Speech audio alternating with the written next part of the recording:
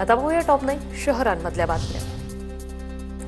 मध्य रेल्वेकडून गणेशोत्सवासाठी 250 विशेष गाड्या 23 जुलैपासून आरक्षणाला सुरुवात होणार, चाकरमान्यांना दिलासा।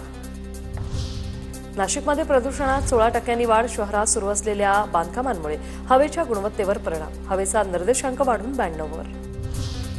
परभणीच्या सेलूमध्ये घरासमोर उभी असलेली रिक्षा लंपास, चोरटा सीसीटीव्ही कॅमेऱ्यात कैद, तपास सुरू। गोंदिया जिल्ह्यात 6 महिन्यात 10 हत्या, 12 जण हल्लेखोरांच्या तावडीतून सुटले, गुन्हेगारी घटनांवर आळा घालण्याची नागरिकांची मागणी। छत्रपती संभाजीनगरच्या पाथरी गावातील 3 मुलांना अचानक अपंगत्व आल्याने खळबळ, 3ही मुलांवर शासकीय रुग्णालयात उपचार सुरू, आरोग्य यंत्रणांकडून तपासणी सुरू।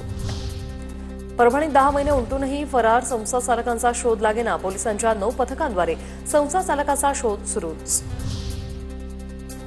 कोल्हापूरच्या रांगोळी गावातील एका 14 वर्षीय मुलीवर पुस्तक देण्याच्या बहाण्याने अत्याचार, आरोपीला 4 दिवसांची पोलीस कोठडी।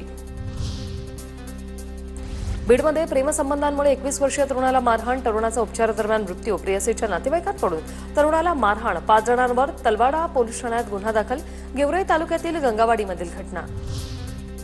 नंदुरबारमध्ये आरोग्याच्या समस्यांचा प्रश्न कायम, दुर्गम भागातून रुग्णांना घेऊन येणाऱ्या खासगी वाहनधारकांचा मोबदला 2 वर्षापासून थकीत, शासनाकडून वाहनधारकांचा मोबदला देण्यास दिरंगाई।